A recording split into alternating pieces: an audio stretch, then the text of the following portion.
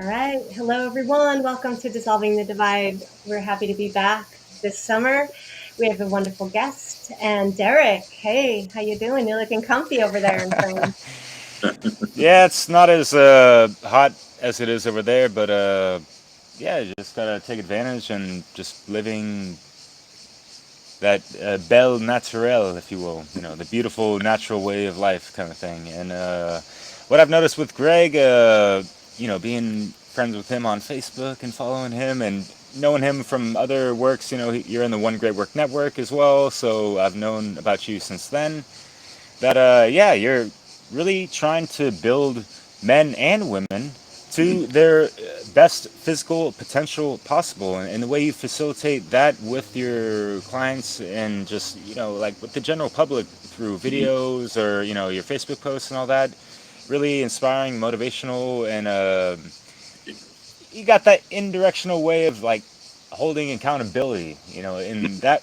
we need more of in whatever degree or level, in whatever field of, path work, with the mind, body, spirit, which is not always balanced properly with a lot of people that are trying to do this path work properly, correctly, and harmoniously.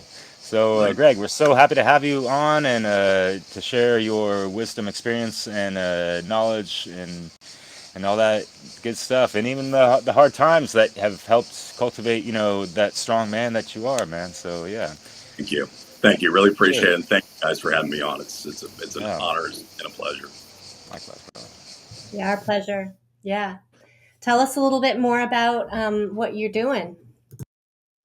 Yeah. So I guess for the last maybe 6 years, I've been running Project Sparta, and sort of the premise of it is very holistic in nature. Because I didn't really, at the time, I was just only thinking about, hey, maybe I'll try this fitness thing out. Maybe I'll try this T-shirt thing out. And I was printing T-shirts with logos on it, thinking, okay, well, we might start somewhere and see where this goes. And I really got a sense that there wasn't any purpose to it. I was just putting it out there to see if spaghetti would stick to the wall, and whether or not anybody would find it interesting. But then, as I got sort of into deeper into strength training, deeper into spirituality, deeper into the great work, I realized that the approach that I was taking was not holistic enough. So I started to learn more about meditation and things I could do with my own body prior to even training. So I started learning about energy work and trying to, build tension in the body before I got under a bar. You don't want to get under a bar weak. So you learn how to build that tension in your body and build it and build it and build it. So it feels like you're just this stiff board underneath that weight. And ever since then, like I've practiced that, easily, I'd say 3 times a week whenever I'm training. And it provides not only confidence under the bar, but like when you're trying something that you haven't tried before, or, a weight you haven't lifted, that could be a little daunting. So the more I've practiced this, the more prepared I've been. Especially doing at least 15 minutes of it each time, and it really, really helps when it comes to preparing the actual body itself for the weight training session. So So it's recognizing the mental energetic connection to the performance of the body, that there's something mhm. synergistic, I guess. It sounds like that Yeah, you found a bit of a formula to yeah, enhance one's physical. Yeah, so yep, cool. I think that's interesting. So when you you're also a coach, right? You're coaching men and women too, or just mostly men? yeah. It's about half and half, Yeah. mostly about 50-50, I'd say. Yeah. So, how much of your actual work with them is about technical, physical training versus that other aspects of mind and spirit that enhance the physical? I would say it's more geared towards the physical, but if somebody is more willing to go to that level and they understand that like there's more to this than just going to the gym and you know walking over the threshold, putting in the work and leaving, that the ones that are more open to it, I think they end up changing in more ways than they anticipated. They come away with sort of a connection to the gym that maybe they didn't have when they started. People are very scared of the gym sometimes when they haven't been in it for a while, or they just don't like the atmosphere.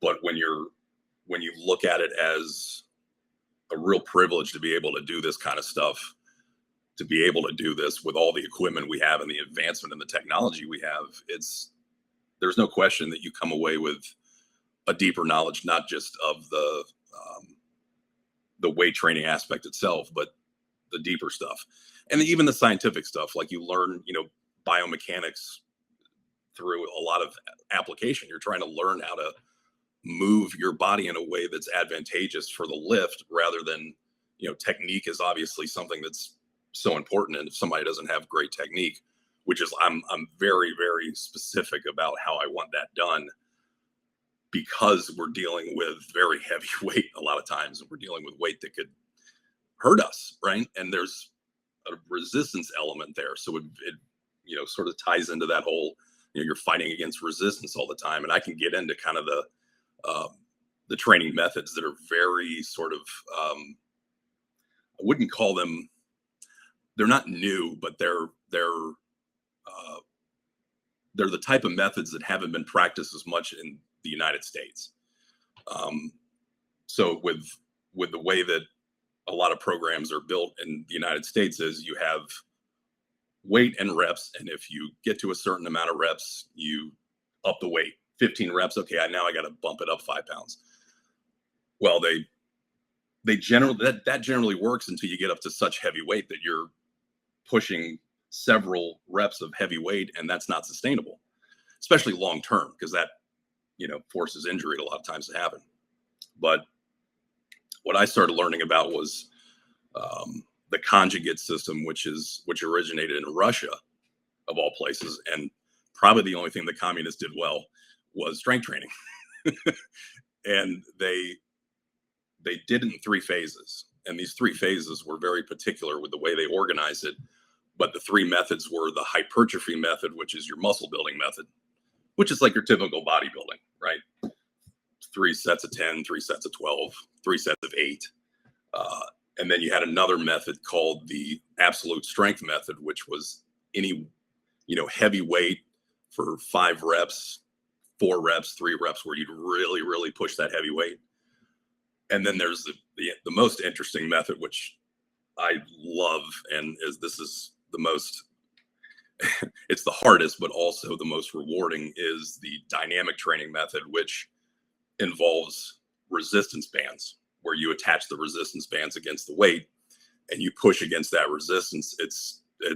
There's fancy names for it, but I'll just call it speed work, because it teaches you how to push the bar with speed.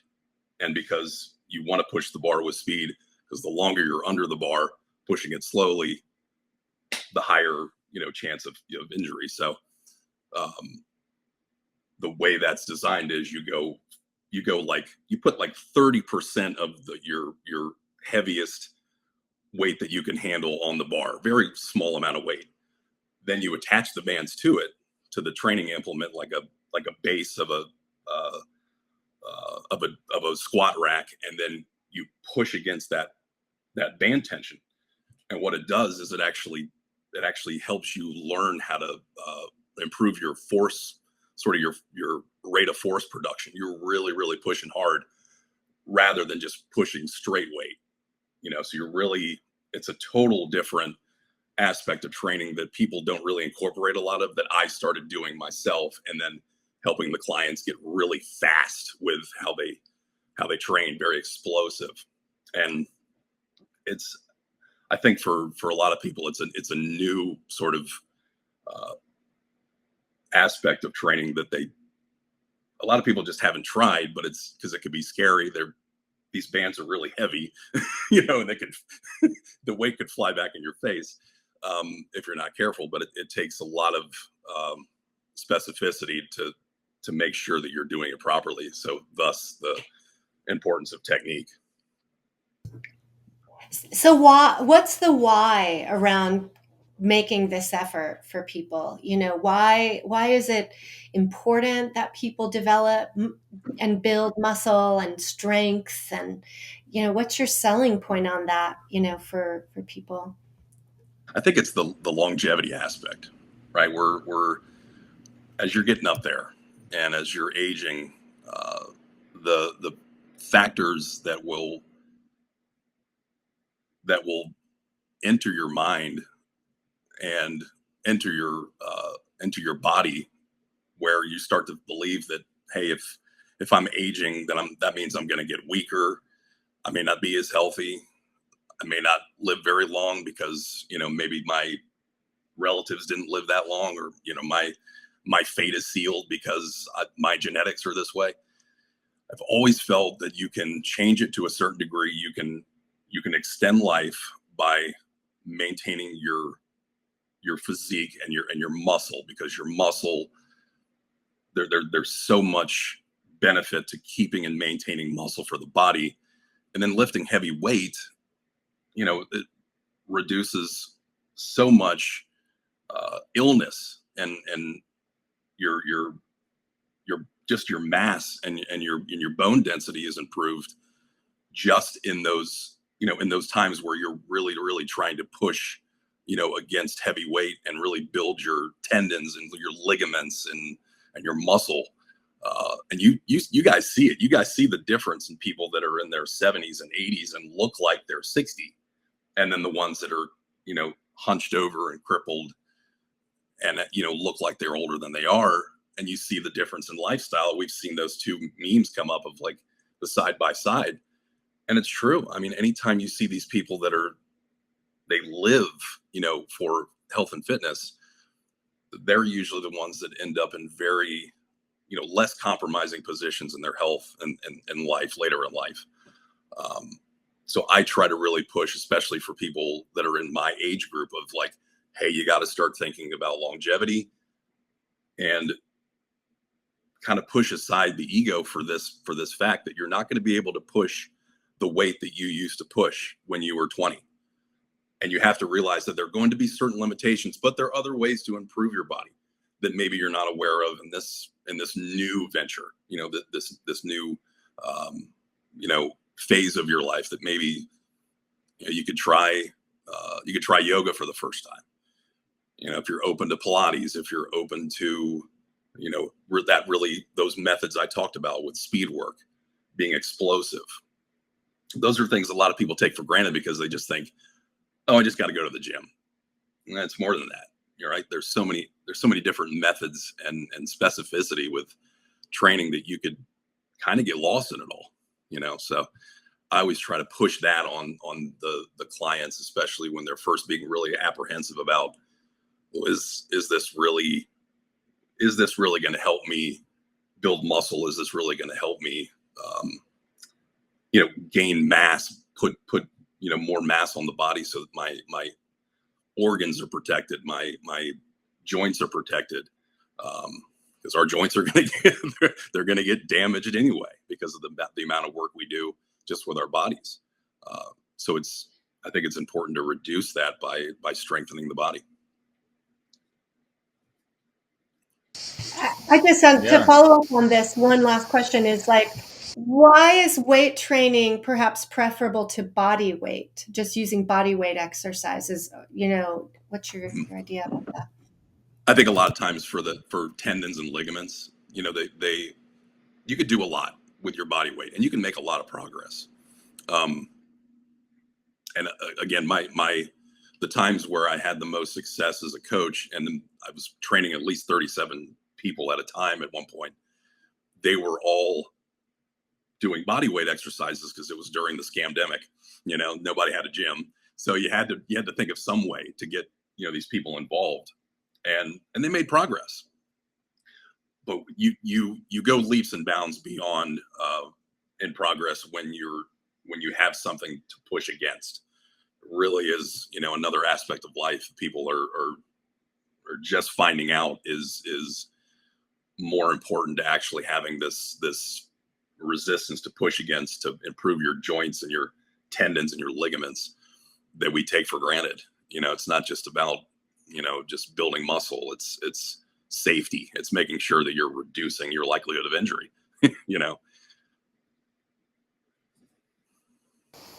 Yeah, totally. And I played soccer for a good 20 years.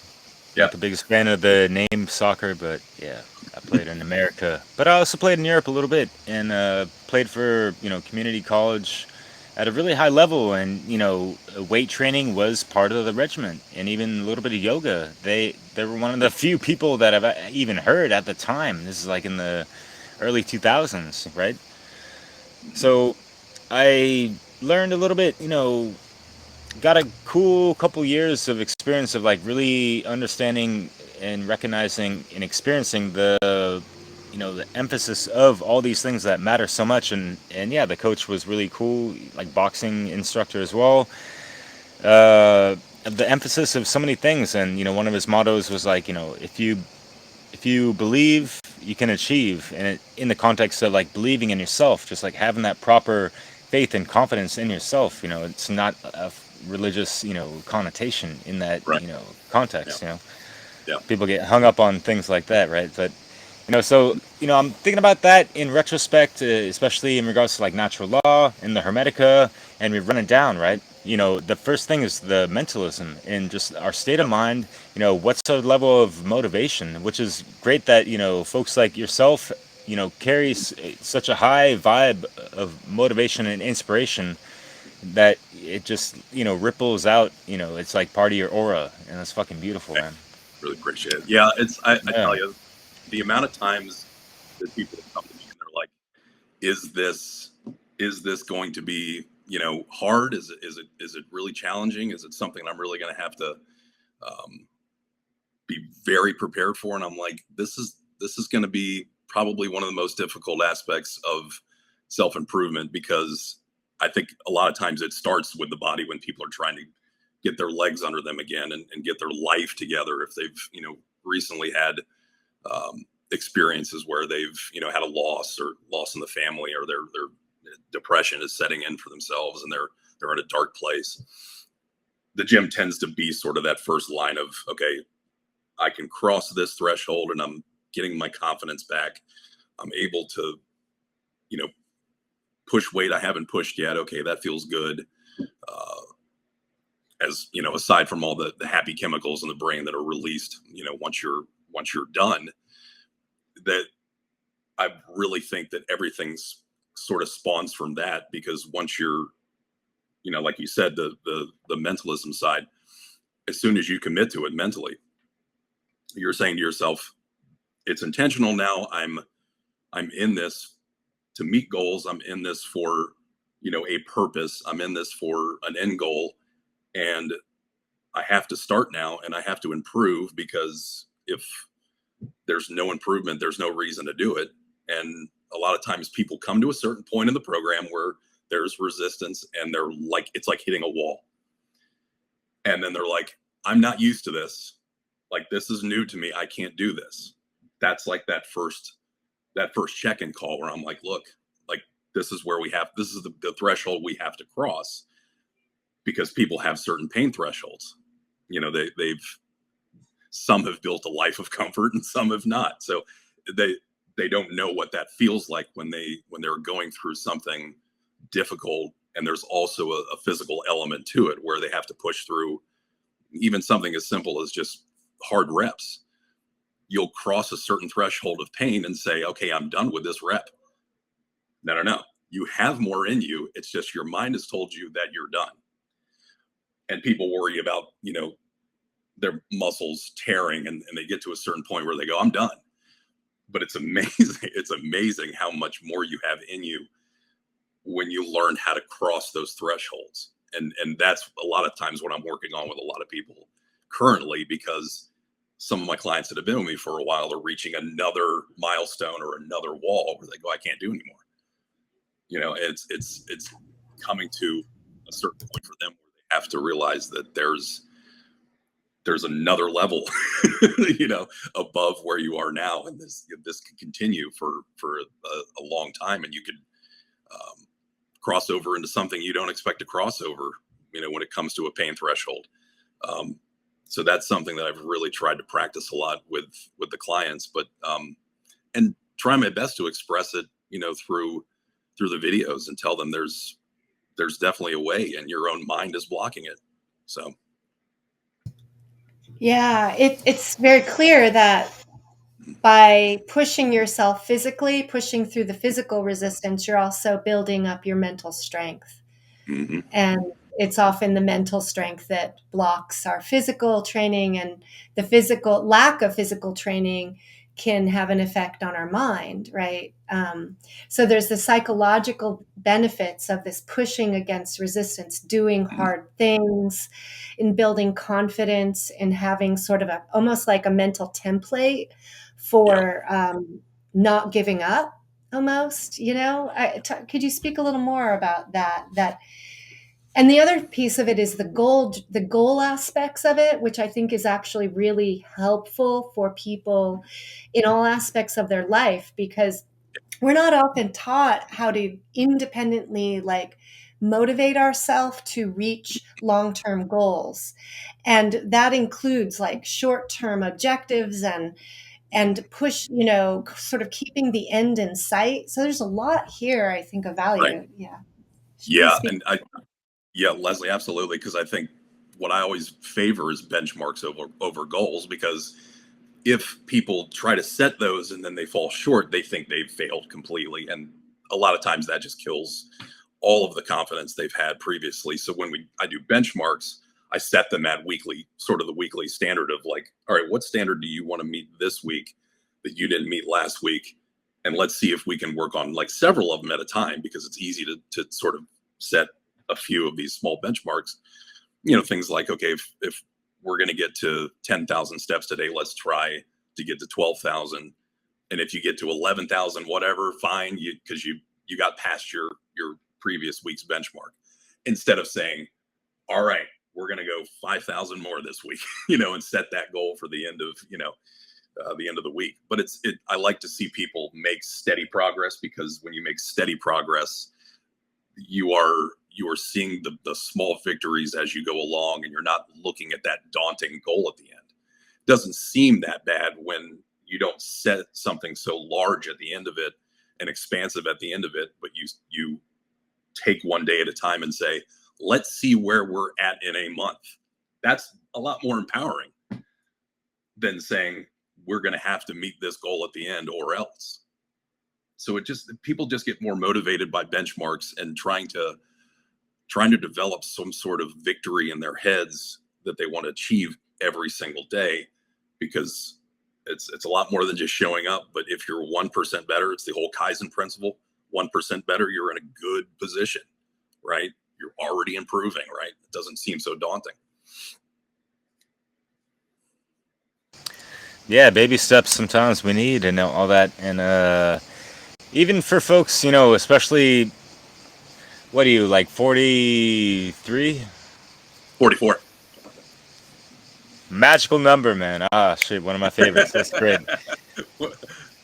I'm almost 3 years behind you, but not like it's a race, right? But, and AJ, nothing but a number, especially when we've already been going through the you think process, whether it be through our diet, the mind, body, spirit connection and correction, and all that stuff. And yeah, like I wanted to step back a little bit what you said, because it reminded me of something already noted down, because I made note of it.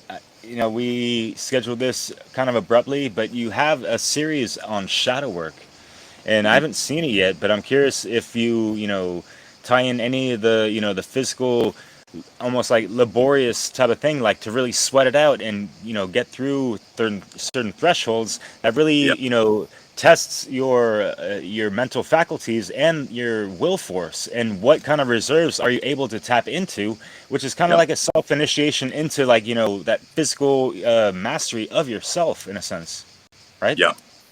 Absolutely. And Derek, this is the thing about a lot of times people.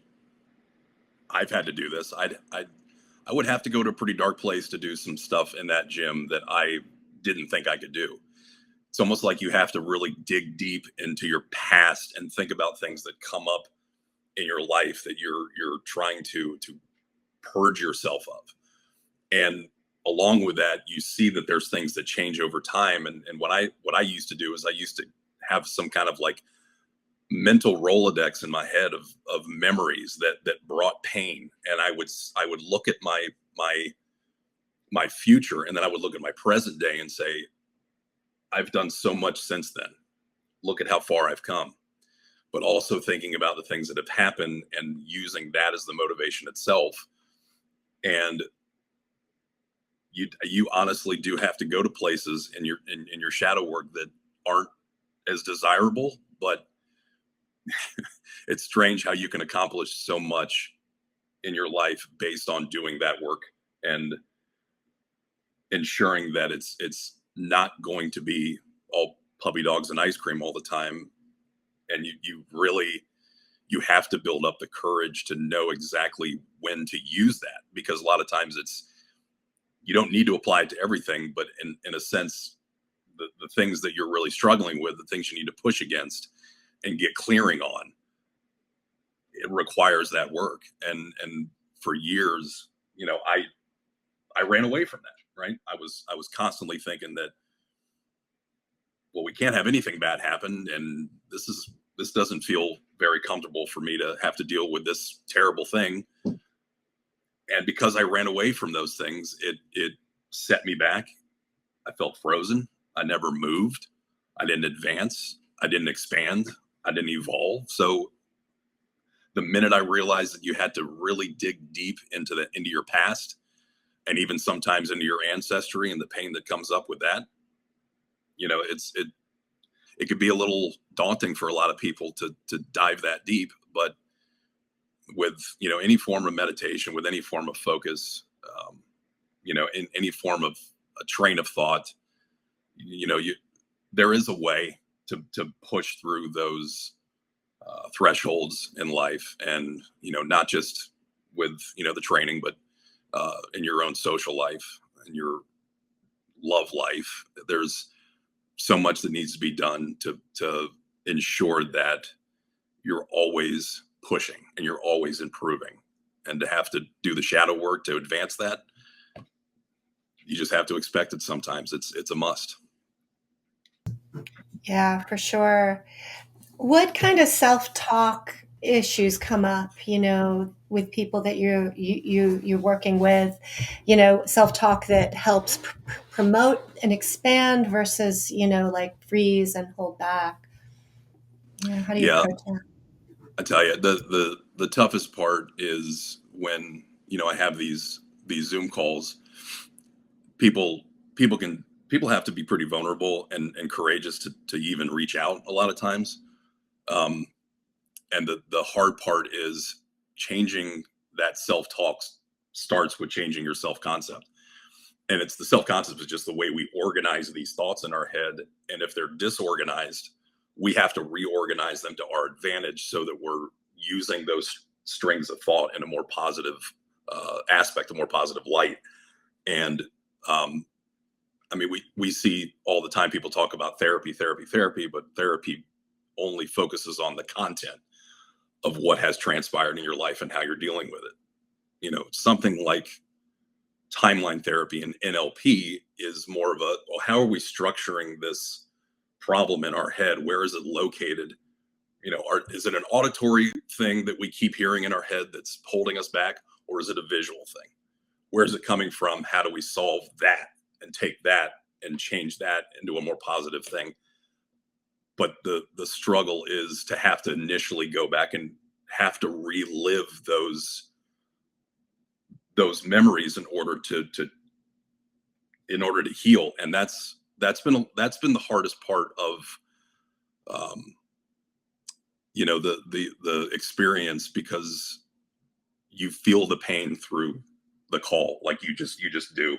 You feel the struggle that they're going through, and sometimes you relate to it, and sometimes there's a story that comes up in your own life, but you have to, in order to do the techniques, you can't just start bringing up your own baggage or whatever. So what I try to do is I try to have the client focus on just the image of what occurred, or just the audio that comes up, Because if you start getting into the why, there's no solution to that. It's just, where is it located? Where do we need to change it? Is it visual? Is it audio?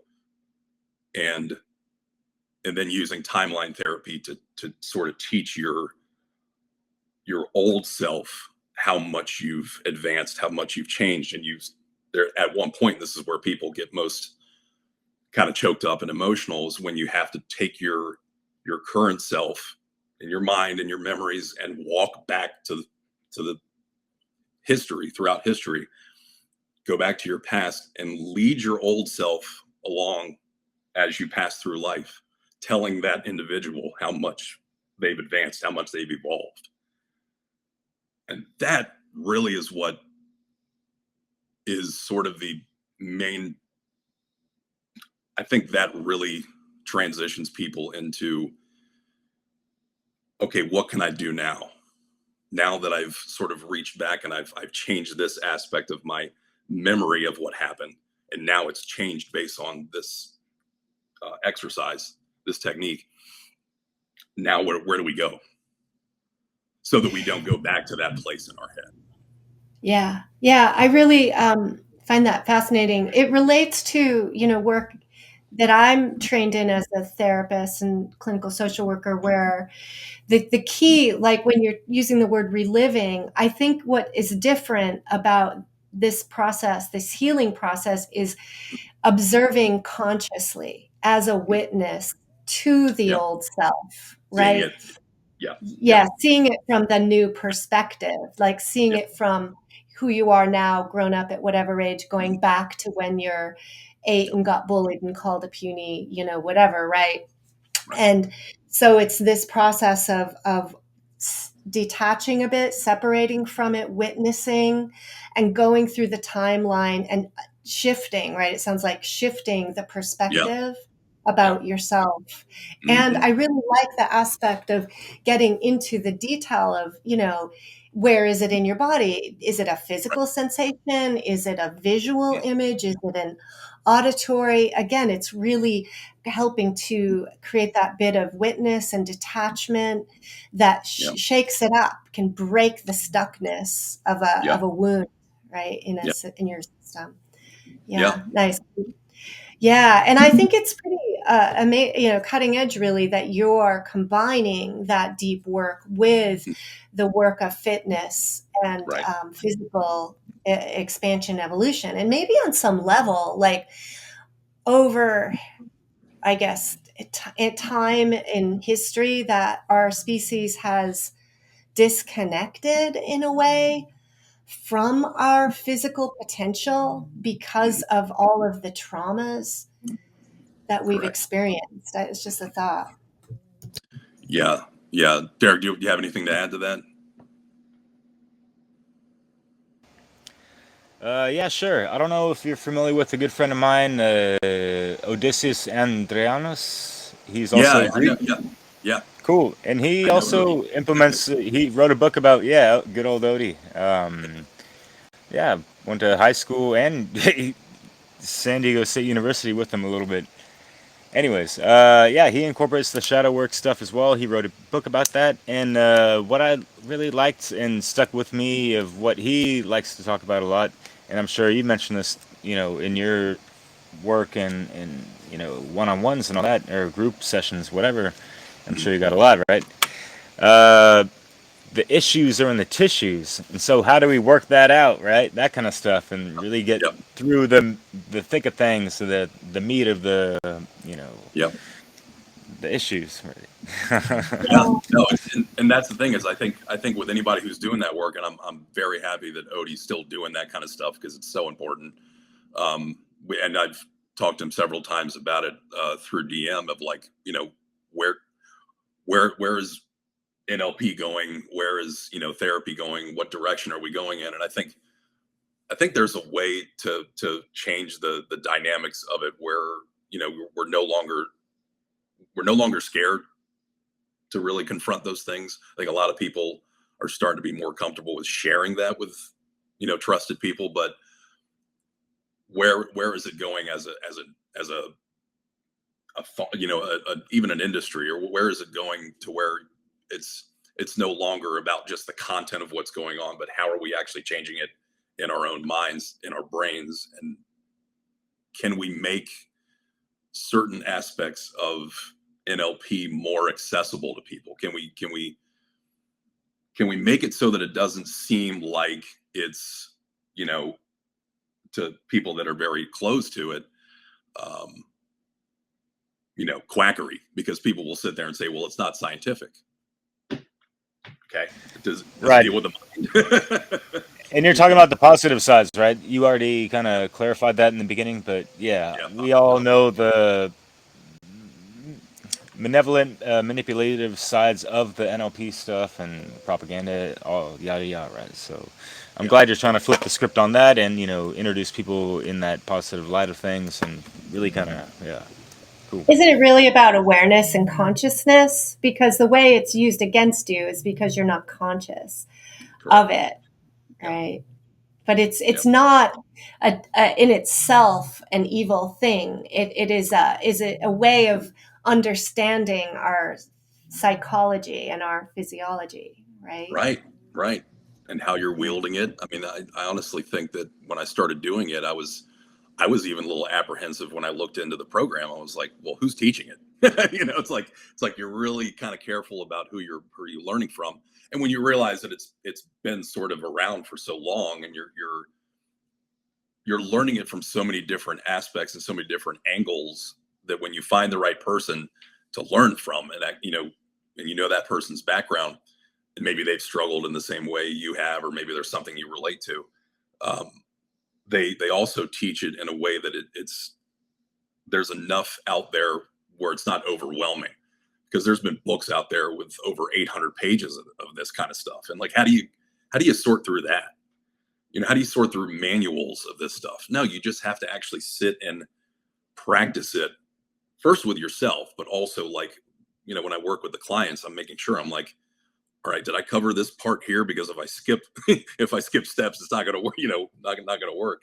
So I'm so careful about what direction I go in. And that's why I don't want, a lot of times when I'm helping someone out, I'm not asking them to talk about anything deeper and paint a picture. I just want them to paint sort of what is happening up here in their mind, and just talk about the image, what's happening in that image right now, and what's, how are we going to battle that and change that, rather than talking about the content. Like I said, the therapy is just becoming standardized therapy that we know is becoming so dry and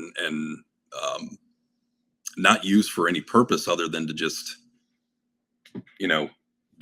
blurt out your issues, and then somebody's there to listen, right? There's got to be a solution in the end. So I think when we get into aspects of NLP that are positive, it's important to know, like, what direction you're going in and how you're going to solve it, rather than just sitting for 45 minutes talking about things that you're affected by. Yeah. Just venting isn't going to get you the movement. Right. Yeah. Right. And the good therapists know that, and Right. work with that deeper transformational process. Yeah. Yeah. So can you give just a brief example maybe of how you might use the NLP? I mean, I think you've implied that, but maybe give a little example of how that can work with a client. So a lot of times what I'll do is we do mirroring. Mirroring is one where you're obviously mirroring the person's energy, you're matching their energy. One of the things that I'm always wary of is, like, I don't want to come off with all this crazy energy when you come calm, right? We want to match energy. I do not want to be the one to raise the, the volume and the craziness when you're trying to be nice and calm. So mirroring is one of those things when I do a first meeting with somebody, that I'm coming down to where they are, or they're meeting up where I am, and we're meeting at a place where there's an equilibrium.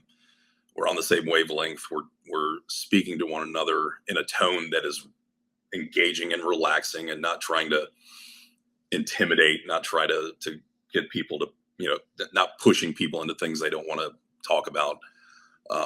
So mirroring is one that's, right off the bat, the most important one when you're first getting that introduction, right? And then of course, I talked about the timeline therapy where, you're that image that comes up of the trauma, you're not trying, like you said, to necessarily relive it, but observe it from sort of remote viewing, rewind back, go back to, when that bullying happened, look at how much your life has changed since then. You're not these things. Tell that person, tell that old person, that young, kid that you were, what they are not and what's changed to prove that that isn't the case, that you're not that, and find where that trauma is located and replace it with new memories and new experiences. And now we can think about that in a different perspective, from a different perspective. So I think timeline tied into NLP. And another one that I honestly think is one of the most important ones is value elicitations. So what that does is you ask questions about what they want, like what ultimately do you want in life? And so they'll tell you sort of and guide you along, and you can kind of steer them into the direction of like, how important are these things to you and where do you rank them as far as your values? So people may rank freedom as the highest, right? Sometimes we're like, that's like the most important thing. And for some people, it's like security. Some people it's love, it depends on where they rank it. And then if you're able to elicit these responses and rank their values for them, they get refocused on what their priorities are, right? Your highest value, maybe freedom. So what are you doing right now? What are the actions you're taking that is showing that you are aligned with that value, right? And then you go on down, all the way down to the end. I rank them, probably 10 of them, and just see where they're at. What are your, 10 highest values? And then the next step is how are we aligned with these values? Are we actually pursuing freedom? Are we pursuing love? Are we pursuing the things you want in life? Are we pursuing security? So on and so forth. So I think those three are kind of the ones I exercise the most and use the most as far as techniques. And it's been a wonderful experience learning as I go along and teach this stuff. And then you connect those what you were able to help them reveal, you're connecting that to their goals and physical fitness. Absolutely. Yeah. Yep. Yeah. Awesome. Yeah, I was thinking in my head, just like, all right, yeah, like after we establish our values, it's great. It's kind of like accumulating knowledge, but how are we running that through the trivium process, which is kind of like how you go over with your clients, in not worrying about so much about the why, as you mentioned, in that specific context, right? It doesn't have to be, like the trivium, this rigid, stepwise process with the, who, what, when, why, how, and all that stuff with everything in context, right? But once we establish, these things and the values, all right, yeah, like freedom. So how are we prioritizing our lives to be aligned to that? And being a sovereign individual within, so without, like the whole law of correspondence and all that. Yeah, it's a very important aspect and a reason why I work with the people I worked with, because again, there has to be some kind of equilibrium and relationship there. And times I don't end up working with anybody except for freedom oriented people, just because a lot of times they're not ready to make those changes. They're not ready to accept certain things about our reality. And it's, I tell you, for the ones that have been probably the most resistant, they generally don't last too long. Those relationships are very short lived. Generally don't hear from them, and probably I would assume they're still having the same struggles. I hope they're not, but when you're met with so much resistance, you realize who's really invested in and that inner freedom, and who's not, who's still battling the demons and okay with battling those demons the rest of their life. Yeah, that brings up a good point, and I want to kind of shift the conversation a little bit because like the whole gym scene, and there's it's so commercialized, and there's like a culture within a culture, and these subcultures in like the gym rats and whatever, and you have Yep. the TikTokification of the social media effect of everything now, and like people are in there with their smartphones, just like have you seen these videos of like, hey, I'm trying to like do a video. Why you walking in front of me? Or why you trying to Yeah. look at me? Like these women trying to act like they're like looking for attention, but they don't like it. You know, it's, Yeah. it's a Bizarre. mixed bag, of course. I'm not trying to generalize. But you've noticed, like just like the divisiveness of the psychology behind all these things, Hmm. right? And what's motivating people behind this exactly? And like, are they going to the gym to get garner attention and create content for their social media platforms? Or are they Yeah. really trying to do like some proper disciplinary work to get that mind, body, spirit more activated within themselves and Yeah. have some good strength with yeah.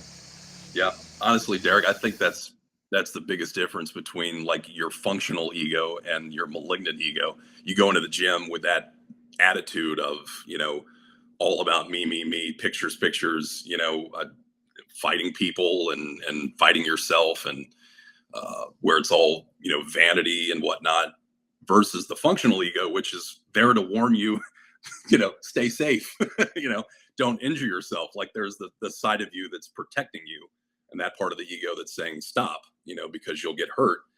But it's funny how the culture has changed as individuals have. The way that it used to be, and this is I'm only going back to when in the early 90s. I mean, the culture was so different because if you walked into a gym, there was sort of a it was almost like a it was almost like a random hierarchy that was established immediately when you walked in, to where the strongest guy, but he was also the nicest usually, because he had struggled, right? He was in the same position that you are now. So like, when I was that young kid, I was looking for the strongest guy in the gym.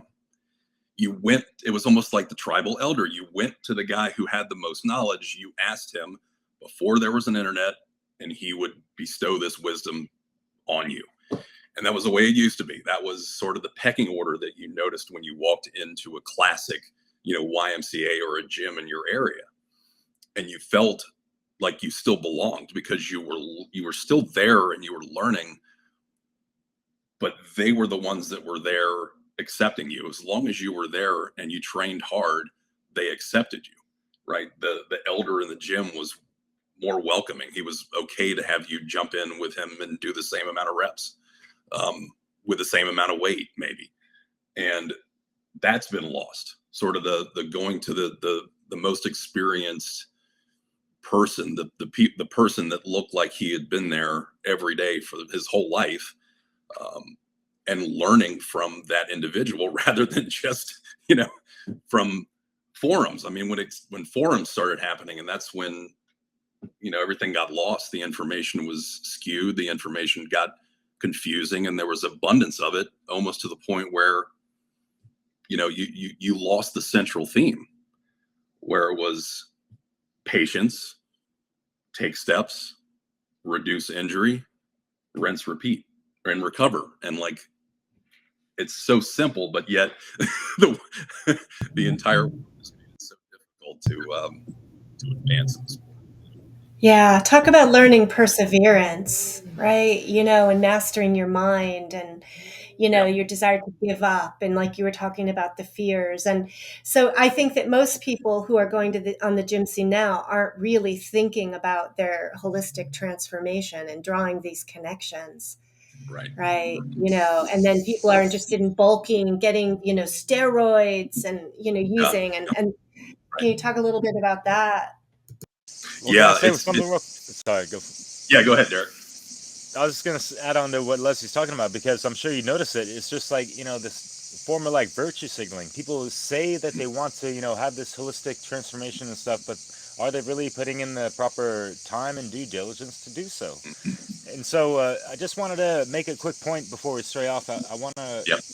if Leslie got to like refresh his mind, but like I think it's really important for people to understand like the historicity of this stuff and how it.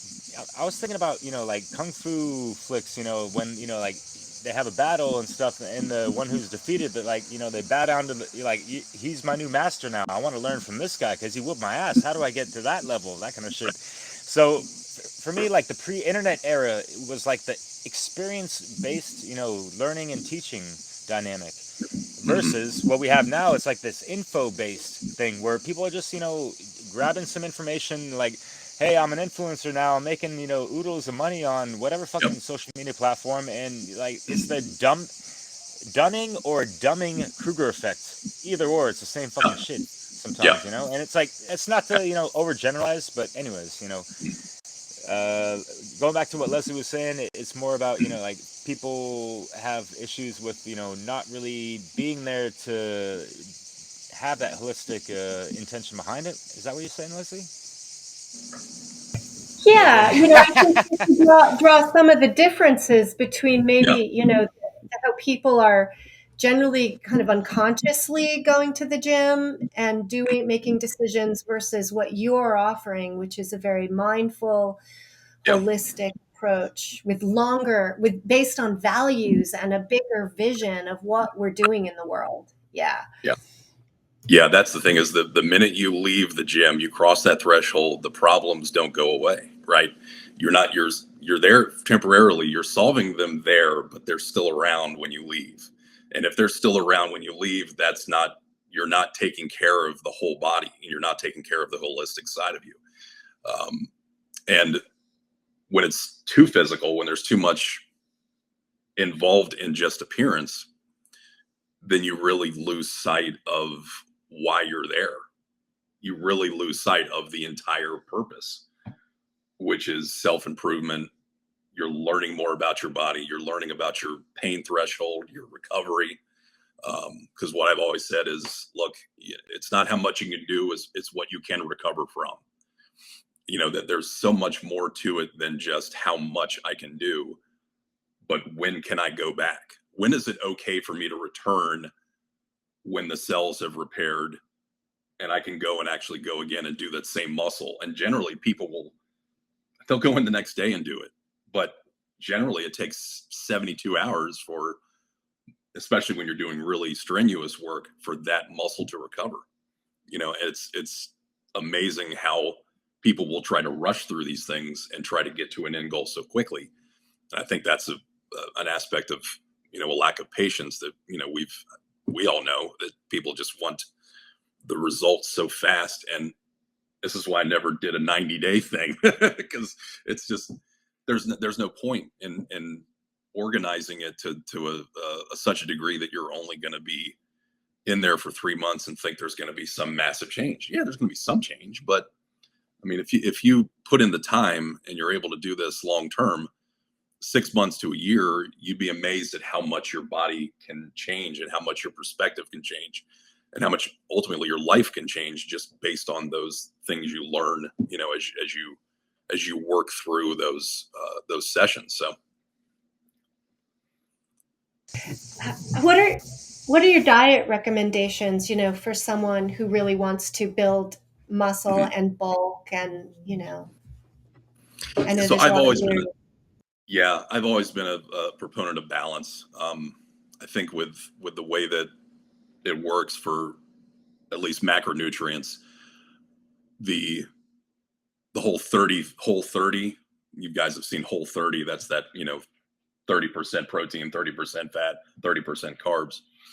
um, a lot of times I'll recommend that for people who are kind of misguided and they don't know what direction they want to go in with their nutrition, but I don't try to change their whole habit around. Like if you're already doing it one way, I'm not going to change it. I'm just going to say, hey, maybe we should add this food because it's rich in antioxidants. Maybe we should add this because it's has beta carotene. You know what I mean? There's I think micronutrients are just as important, because if we focus on just the macro side, the protein, the carbs, the fats, we're losing sight of like actually what our body truly needs with the micronutrients. And you just reduce the illnesses that way with taking all those micronutrients in your body. And what I always say is bioavailability is very important, because you want sourced, stuff. You want something that isn't in a box. You want something that's on the outside of the, grocery store, or hopefully locally raised.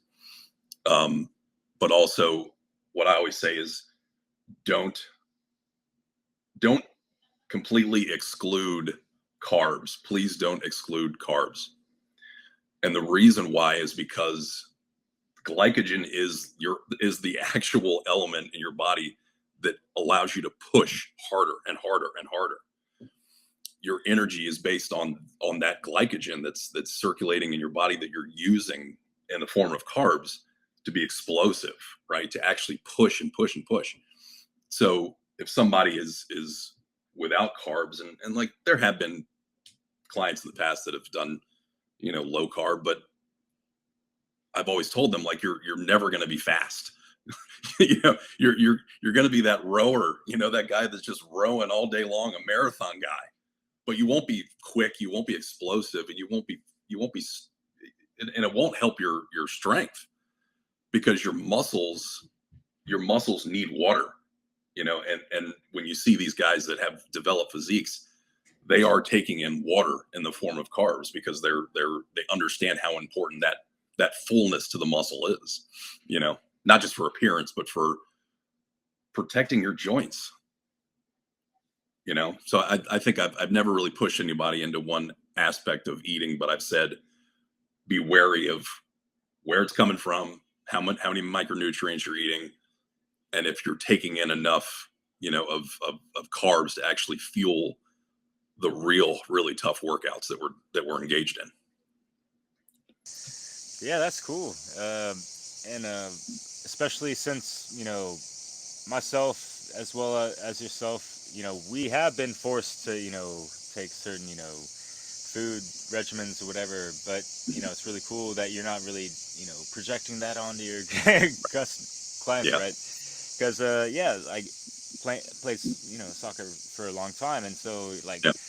yeah, you gotta get those carbs. You're gonna run around for a long time and all that stuff. So yeah, I was laughing earlier when you mentioned that, because I was thinking about, the Italian side of just like, like back in the days, just like stuffing myself with pasta and shit. So Yeah. anyways, and now like unfortunately it's manufactured, not that great. So people have Yeah. this gluten intolerance because they took the wheat germ out and that kind of stuff. They're not having the proper complete a whole grain wheats, Yeah. and it ain't so sweet. But anyways, not Yeah. like those drugs, right?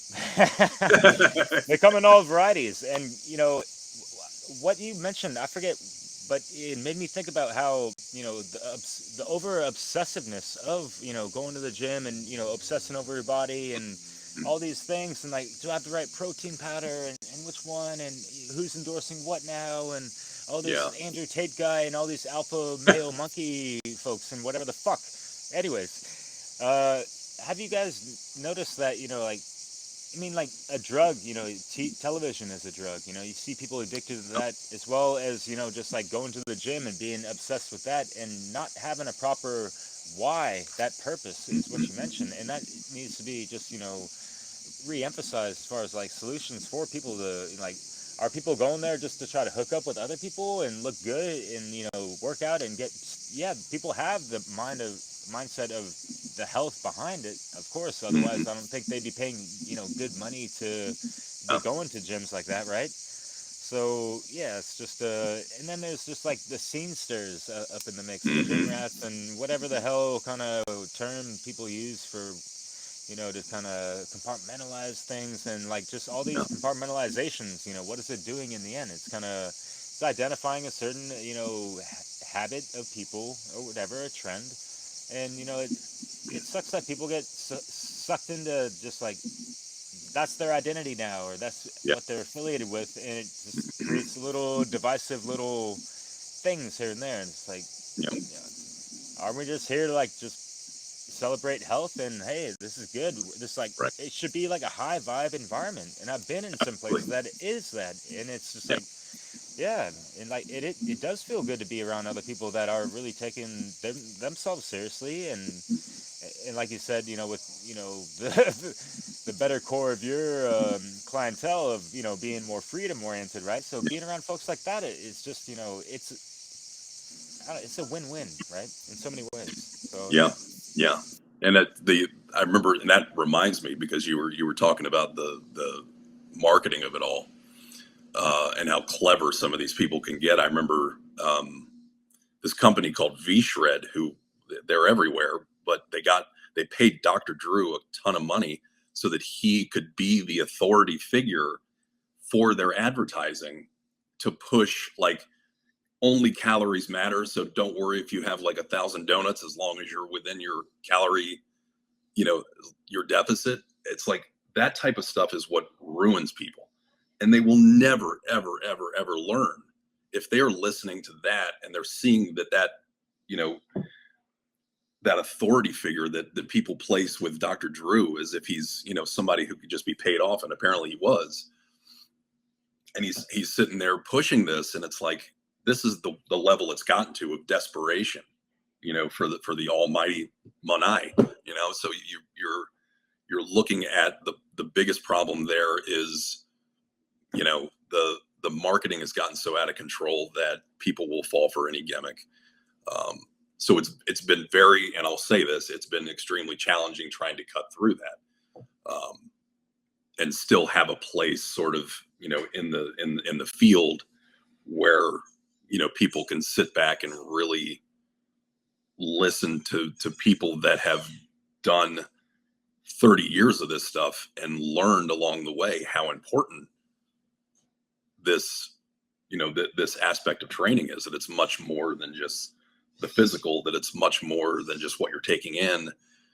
This becomes more than just a lifestyle even, because again, like people will look at my page and think this is all I do, but deep down there is a lot going on in my head, you know, and a lot that I'm looking at, you know, as far as the next step, as far as the next goal. And honestly, if they got lost in here, they're lost forever, because it is a constant Rolodex of what to do next. You know, what do I need to stay away from? What would my old self do? You know, what mistakes would my old self do? What to stay away from and how to reduce injury. And I still do stupid stuff every now and then to say that to show that I can still do it at a certain age. But again, like the other day, my cousin who I looked up to, he was training for years, and I had, you know, 315 pounds on the bench press, and he sees me without a spotter, and I'm repping these things out. He's like, "You really need to have a spotter, Greg." I'm like, you know, 23 years of like actually training hard, I should know this by now. But you kind of get lost in that whole, can I trust somebody to actually spot me? I know how much weight I can handle, da da da da da. But it takes somebody like that to kind of, you know, humble you again and tell you you're still under a bar. You could snap your, you know, tricep at any time. Have somebody there, right? So,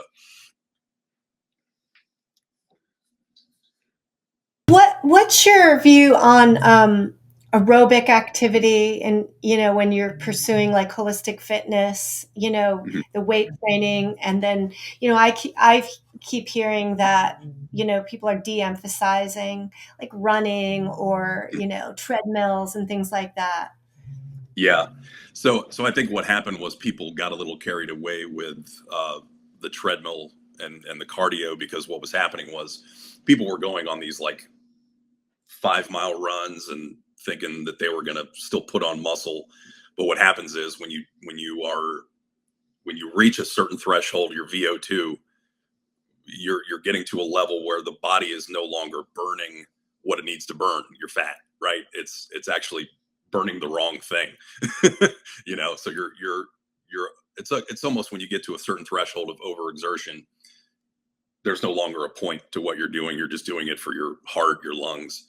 But if you can't do the talk test, if you can't breathe, then that's a problem. You've reached past that point of no return where it's not going to really help you.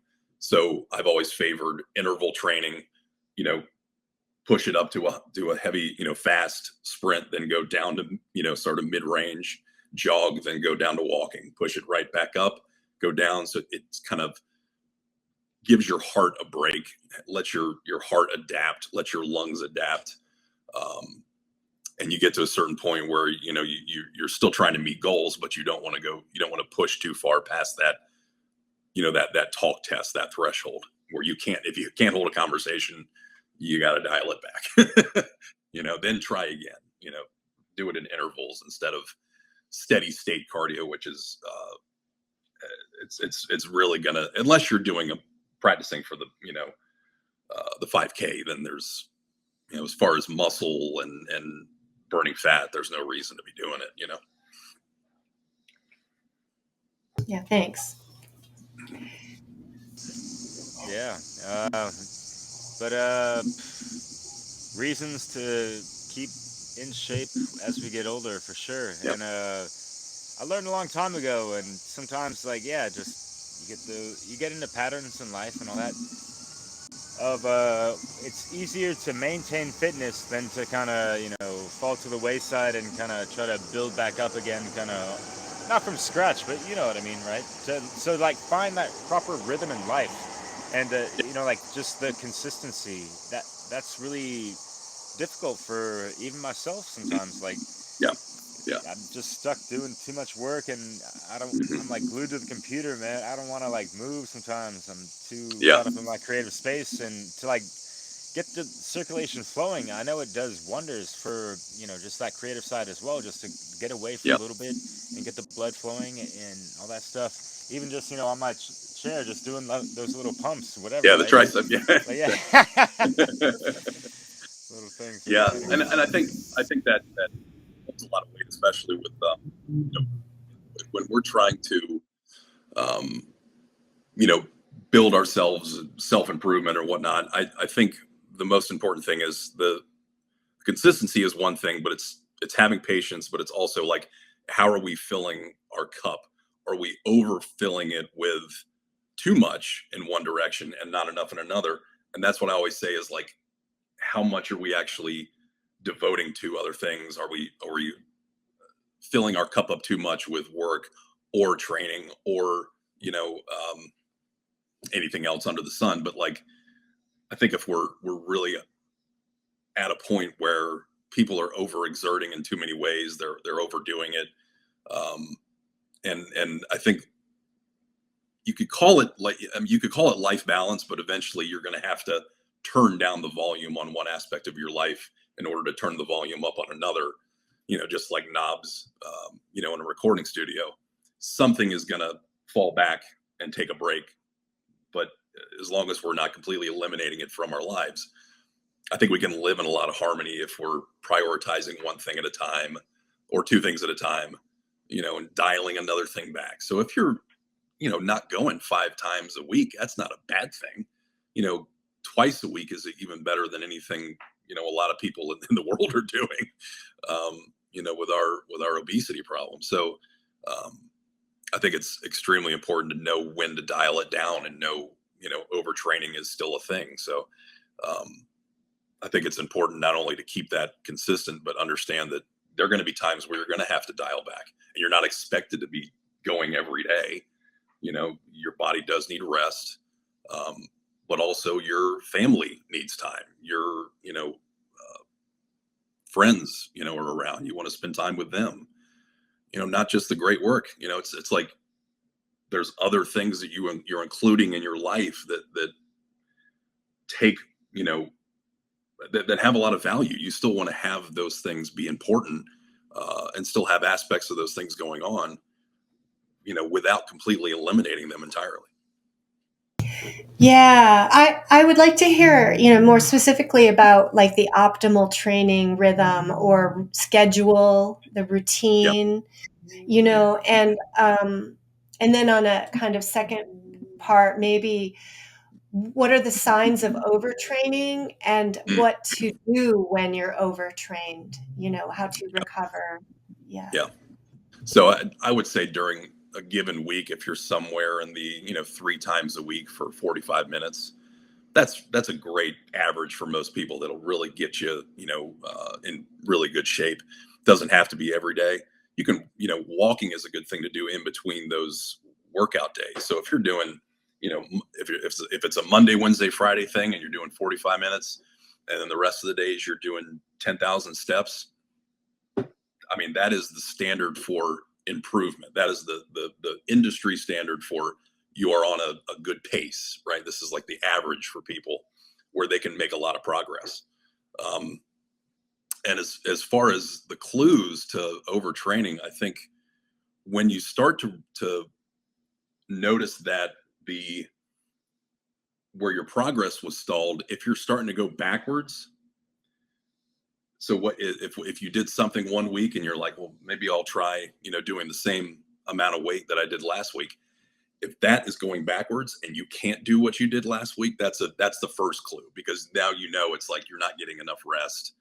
You're not letting the body recover properly. And again, that 72-hour, thing is pretty important, like I always say. And that rest and recovery protocol is really important too, because we have to realize our blood needs to move around. Hot and cold contrast, showers and therapy is what brings that blood to the surface, then back down to the organs and back up to the surface. And salt is incredibly important for recovery because we're losing so much of it during the process.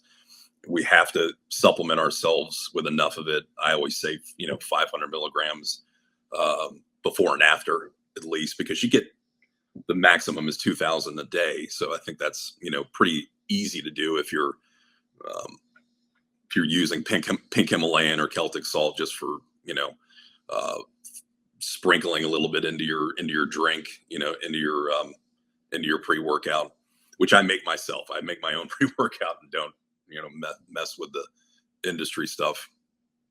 So I think following those good protocols of noticing when you're overtraining, getting a good recovery protocol in, and knowing that 3 times a week is pretty good. It's pretty standard.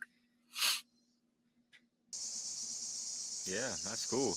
I wanted to go back, because there are side effects when people overdo it. Just with anything, right? Moderation Yep. can be key and all that. But as far as people taking it too seriously, taking too many of these formulas and Yeah. milkshakes or whatever the hell, and all that stuff, it seems like it's heavily marketed. Of course, it's money driven. We all know. Yet, Mhm. it falls into this kind of manufactured mentality of the whole instant gratification. Like if we do this, we're gonna get instant results, or this one like 7 week or 7 day program, or just like these little. They're trying to like fit it into these neat little nifty packages for people to buy up, as if it's Yep. gonna solve their problems or get them the results that they're desiring, kind of stuff. So yeah, Yep. any advice for people to navigate through that kind of propaganda and Yeah. like the good stuff, of course, like Yeah. Absolutely. When you look at the ingredients, you guys know this just for the food aspect. When you go to the grocery store, you're so well versed in like what to stay away from. I try to do that as much as I can with the supplements, and tell people like what are the ingredients you're actually using. What are the ingredients that are useful, and then what's the added junk that is not necessary for that particular supplement. Like if we just take pre-workout, for instance, there's basically just 3. It's arginine, citrulline, and beta alanine, and the 3 of those things are in pre-workout because they vasodilate your arteries. They're supposed to widen them so that you get better blood flow. Well, if I just need that, what's all this other stuff they're putting in there that's called proprietary blend? What is this? Why is there so much added sugar to this thing when I don't need the sugar, right? When I can get that from an apple, a natural sugar from strawberries or something, and just eat that instead, get the natural sugar. But then as soon as I'm using a pre-workout, I look at those 3 ingredients and say, all right, we got those 3 ingredients covered.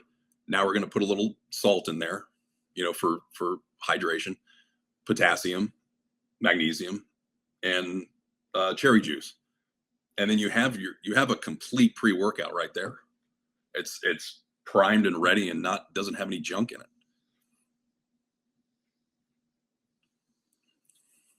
Yeah, so it's like, really educating yourself and saving money too, I'm sure, Yeah. to put into your body what is actually needed, not fall prey to the marketing scams, which Right. are totally like preying upon people, Mm-hmm. honestly, Yep. and people they trust it too much, Mm-hmm. and they take that shit and, Yep. Yeah. If yeah. you guys So I notice, like, Prime, that very popular drink right now that's being pushed all over the world, and I looked at the back. I saw the ratio. I said, okay, potassium is high. This potassium is very high for the amount of sodium that's in this thing. It had 50 milligrams of sodium and something thousand in potassium. And like, I think what that's saying is like, okay, well, we're trying to prevent cramping, but if we're hydrating, 50 milligrams of sodium in one drink, what value are you getting of hydration in that drink if you have 50 milligrams of sodium in it?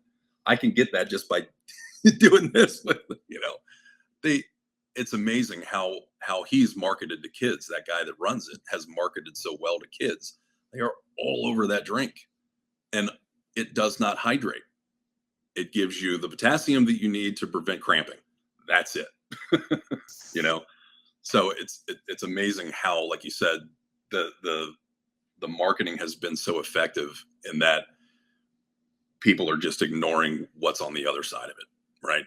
We see the are label, there, right? yeah. All right. So that's an example of like excess of something, right? Correct. That, what Mhm. else could people look out for? Are there ingredients that are bad for you that are being promoted altogether to avoid, Oh yeah. anything? I mean, I'm sure you all have seen, how a lot of these the particular colors they use are a lot of times, you know, artificial colors, and they'll put them into the drink for, just to change the color. There's no actual flavor. If I'm buying one, I'm looking to make sure that there's no coloring in it. So if it's completely clear, I might trust it, but if there's something called proprietary blend in it, they don't they're not allowed, they don't have to disclose what's in that blend, so there could be anything in it. Um, and I look for excess sugar too, because for a long time Gatorade was so heavily just so much sugar in Gatorade. It was, and then their ratios have always been bad too. They never had a good ratio of sodium, potassium, and magnesium. And it's funny because the ones that do aren't the popular ones. They're in the warm section of the supermarket. Like, they're not in the cold right up front by the checkout counter. And that's the shame. It's like, if the ones that are actually following a good balance of protocol of hydration are the ones that are stuck in the middle underneath the distilled water. you know? Do you share those tips on like a website or, Yeah.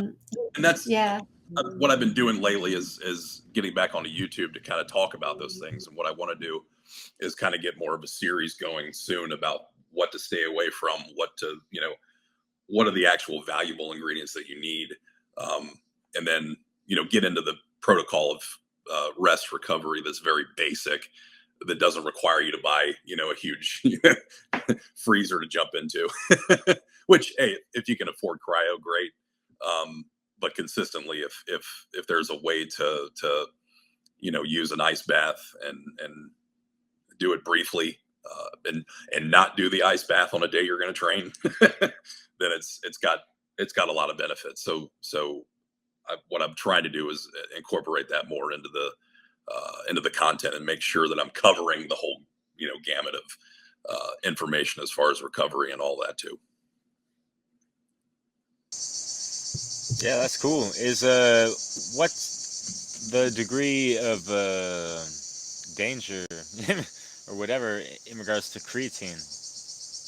Creatine is one of the more positive ones that has been researched for a while that actually does help with improving, muscle cells, and it's one of the ones that kind of at first, because they were putting junk in some of these creatine drinks.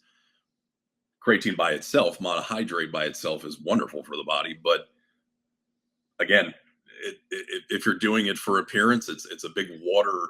You bloat up. It's there for cellular growth, but it's also there for water retention. So if you want that full look, it's great.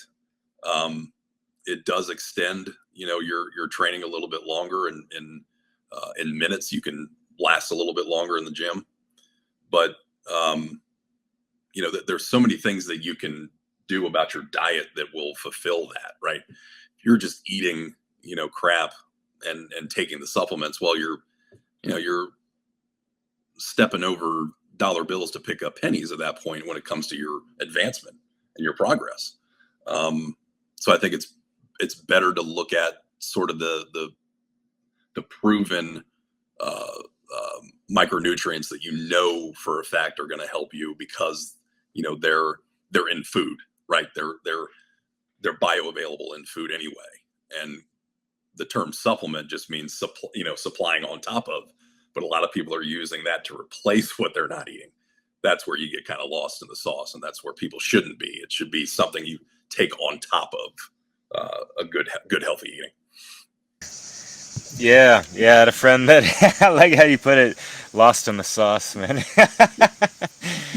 Because and I really appreciate you mentioning the positive side of creatine, and I think my friend, and this is like over a decade ago, like just being overly obsessive with this stuff, and in out of moderation with the creatine, and please help me dispel anything in regards to like if someone's out of moderation with certain substances like that, is that going to have a like any kind of negative side effect? Because like we noticed this guy was getting kind of like aggro, whatever, like a little aggressive more often than not and stuff. And so like I don't know, like, one of my friends started like having this funny little thing with him of like, hey man, it's like you're taking too much creatine, man, chill or whatever, like it's fucking you up, right? That kind of Yeah.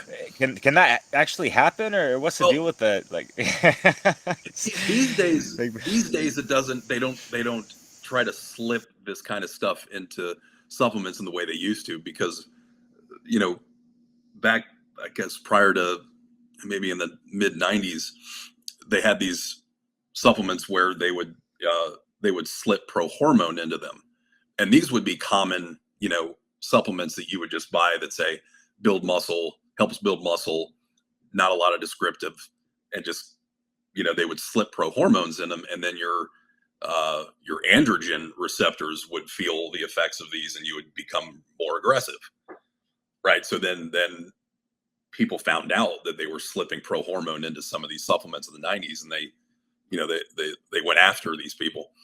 And then later on, there was a supplement called Jack 3D, and this thing had traces of meth inside of the supplement.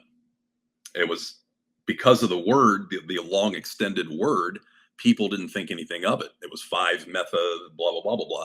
Nobody paid any attention until they realized that was traces of meth that were put in to a pre-workout in the '90s. So that was the direction the industry was going to go in. That's got sick, man.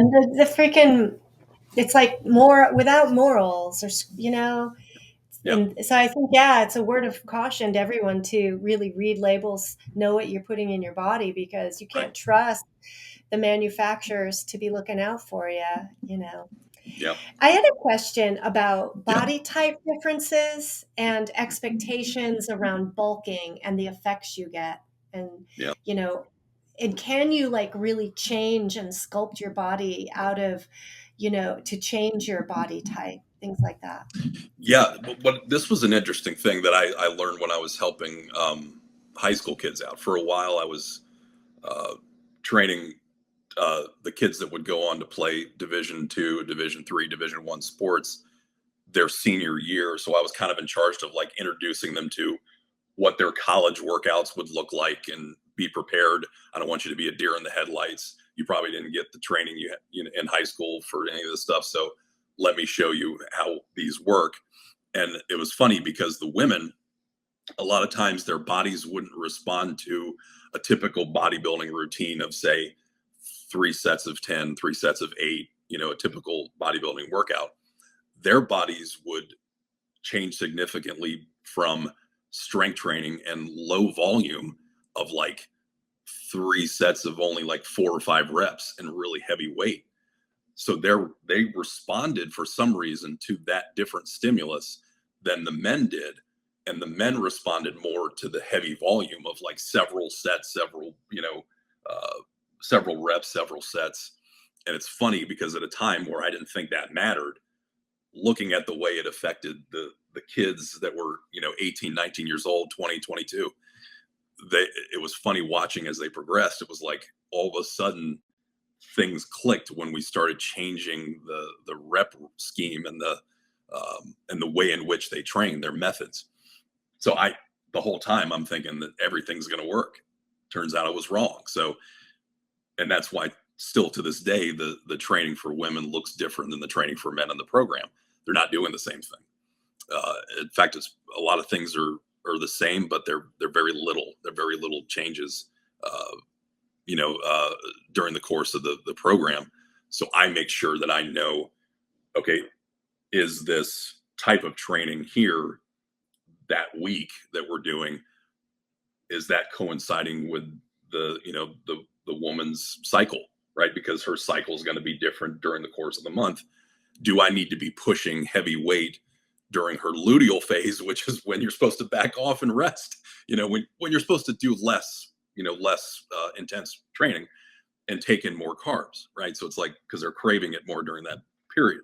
So you cycle off of that during that week, and then you crank it up, maybe the certain part of the month where they have their energy back, right?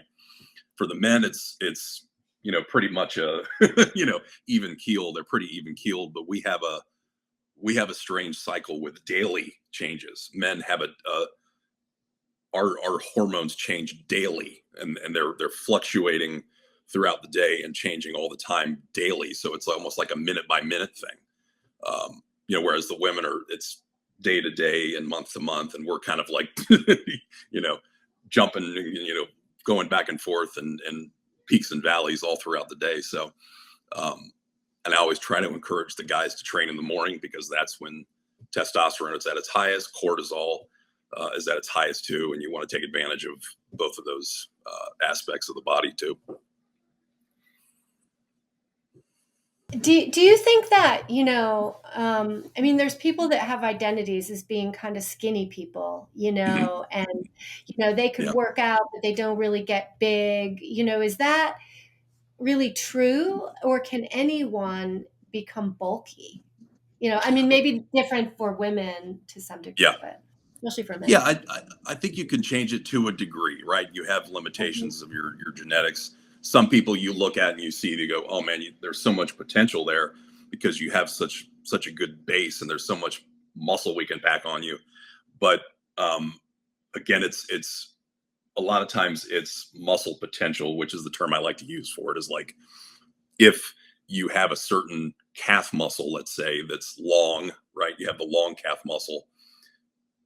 For women and men, if that muscle is one of these muscles that's really long, and you don't have that like nice little softball in the back, like it's like some people have with their calf muscle. If you have a long muscle, yeah, it may not look like developed like the one that's got the, softball back there, but that long one has more growth potential. So it really depends on each muscle on each body, what muscles have the most growth potential and which ones don't, if that makes sense. Yeah, I just think it's tied into expectation and body image, and there's all that psychological stuff that gets connected in, and expectations and comparisons, right? That part of that psychological work that could get people backing away or intimidated. Yeah. Right. There's the resistance because they want to look like somebody they know, and they want to say, can I get to this person's level? And the real thing that has to happen is you have to have an honest conversation with yourself and say, who are you competing against? And really, it comes down to competing against yourself. And um, we're still going to do that comparison because it's in our nature to say, are we doing better than this standard that we've set, that this person is setting, right? But if we set our own standards early on and through those benchmarks I talked about, where I want to get to a certain level this week, then it's not so daunting to think about what it's going to look like 10 years from now. I didn't think I was going to be this big, when I started out, but then I thought, well, I put in the time every day to do this. I devoted all the time to it. I applied everything I learned. So when I look back and I see people that go, well, I want to get like you in in 2 months, 3 months, 4 months, I'm like, you really have to have a perspective of how long this takes to build and how long it took for me. Because I'm telling them, I hate to crush your dreams, but it took me 23 years to get this, but Seriously, that yeah, perspective's important, hard. right? That It's hard for patience, them to accept. Yeah. It's a hard thing to accept, but at the same time, hey, they may have the potential to go well beyond, anyone that I know or even me, and say, if you keep up, let's see where you are in that amount of time. I mean, you're the people that are devoted to it, that put the time in and dedicate themselves to it, understand that there is an end goal, but does it really stop after you meet that goal? Probably not. So where are you going to go when you meet that thing you talked about 10 years ago? What's the next step? What direction are you going to go in now? And that's why I've Yeah. always constantly thought about strength, because it's always moving up, right? There's something to me motivating about seeing what my own potential could be, right? To Yeah. just be Yeah. curious and to continue to see. And when you don't put in the effort, or you don't try, or you avoid it because you're Mhm. intimidated or you have fears, then you'll never really know Right. what you could become, and Mhm. it's never ending, really. Yeah. Yeah. So, yeah, That's why motivation those for early, life. yeah, that's the thing, is I think those early results are so important, not just with training, but in life, of seeing some kind of result from putting in, the effort. I mean, that's natural law right there. If we're going to get that, we're going to receive that result from what we're putting in. It's incumbent upon you to say, I know that it's going to take a lot of hard work, but I'm willing to put in the time and I'm willing to be patient with it. If all those things are aligned, something amazing will happen, because you're intentionally putting your effort and energy towards it. And I think if people start to realize that type of thing is something that cannot be built, in a day, in a month, even 3 months, that, I just don't want them to fall by the wayside because they have been taught that the expectation is that everybody who's on Instagram, or everybody I'm comparing myself to, it looks like they put no effort into it and they look great all year long. We have to remember that these people might be on some substances, and they might be doing things in bunches. So they could be recording all this stuff when they're at their peak, right? And then when they dial back and they're not in their peak conditioning, that's when they're not putting that stuff out there. That's the whole trick, with these people on Instagram. They'll dial it up, they'll put a bunch of stuff out there, and then they'll go away for a while. And then all their stuff will still, be in succession, all of their material, all their content. But it's like, you think by being there, it's happening at that moment. They're probably sitting back with tons of material that they've recorded over that period of time at peak conditioning, and they might be in not as peak conditioning at that moment, and they're probably not putting anything out.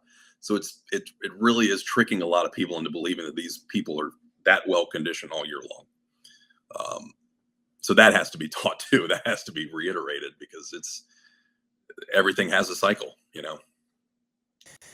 Yeah, speaking of cycles, that Yeah. brings me to that wonderful thing that I wanted to talk about in regards to people's, ridiculous expectations in the nation that, glorifies instant gratification within the Instagram or TikTokification and all that jazz. But Yeah. it takes us away from the natural rhythm and speed of life. Are we Yeah. really moving at the speed of life? Like this is a marathon. All the shadow work and all these things. It takes years and years and years and years and years to really get over certain thresholds and like be at certain levels of whatever kind of semi to advanced mastery of our own lives and be the proper cause point to the effects that happen in our lives. Like as you just talked about. Like we're gonna reap what we sow. We're gonna get back what we receive. How much effort are we actually putting into it? How much heart do you have backed up behind it with the fucking Right. will force? Like actually Right. actualizing that shit, right? Yeah. Not just talking about it or virtue signaling and all that stuff. Right. That's and a lot, that the expectation has been, you know, perpetuated again by social media, and that's the damage that's been done to a lot of the people that are younger than me, and the kids, and that's hurt them in their confidence. It's hurt them in their willpower, and if you see that now, people that are 18 years old and they're seeing people that are that far advanced, and that person is on some kind of substance, and they're thinking, well, how am I ever going to get to that? Oh, maybe I should start taking that substance, and try to push myself to that level and see where I end up. And I didn't even start to think about even testosterone as an idea until I reached 40. But now you have people in their teens thinking about doing this kind of stuff and pushing themselves to that level. That's the most dangerous part, is because once you get into the synthetics, then you have to realize that that is going to be the constant in your body, and that is going to be really disruptive, and it's not going to be natural, and it's not going to be something your body is going to just overcome, especially because you're interrupting it in a way that it's not supposed to be interrupted. So they also have to learn later on that you're either going to have to,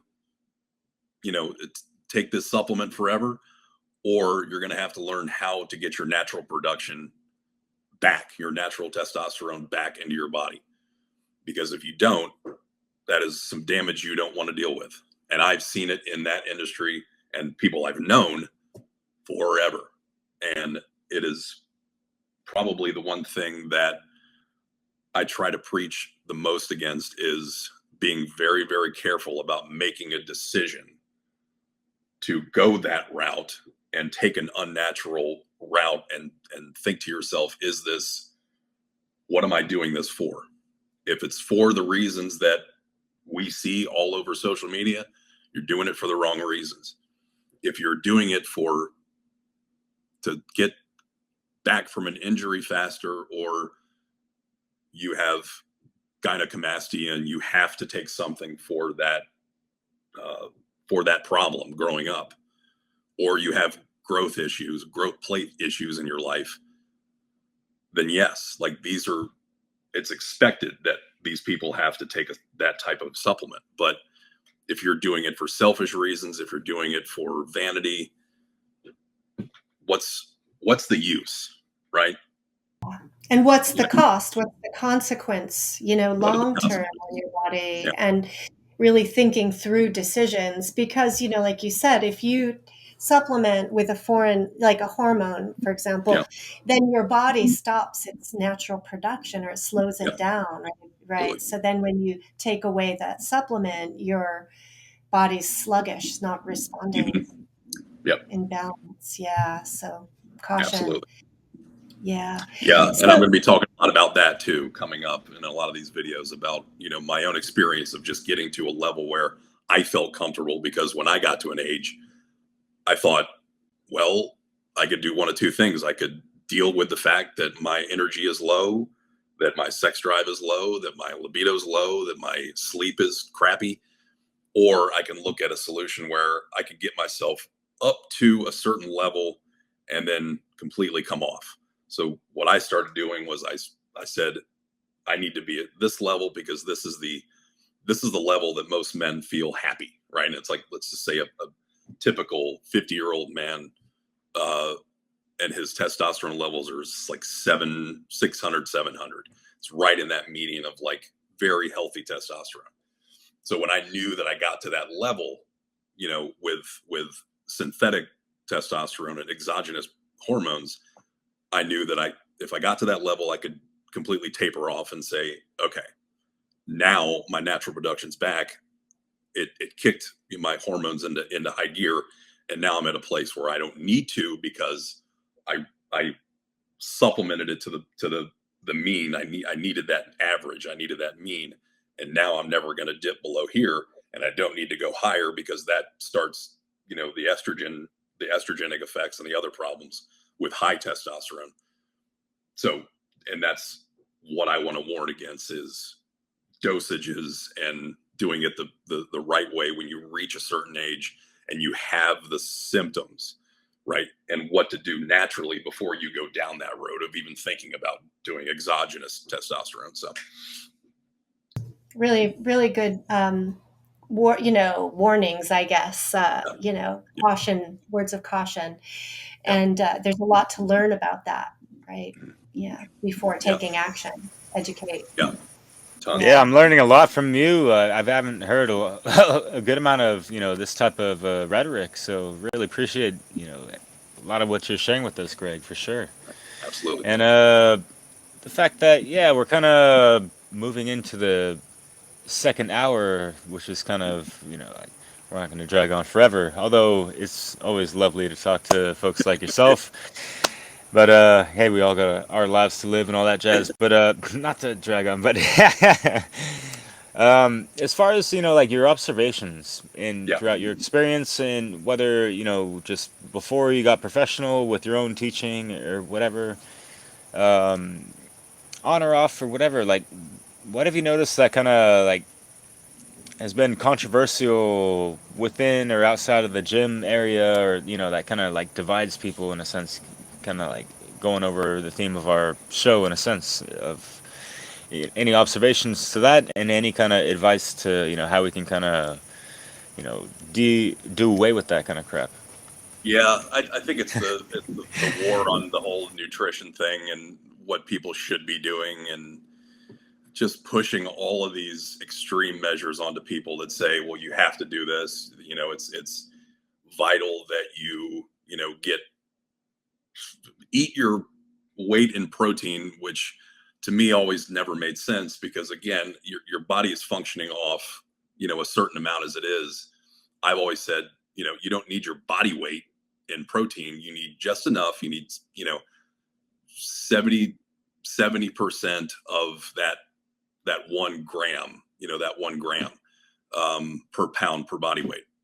And to me, I've always thought that people pushing a certain way of eating onto others, and that's where there was a war going on within our own freedom community of well, this is better, that's better.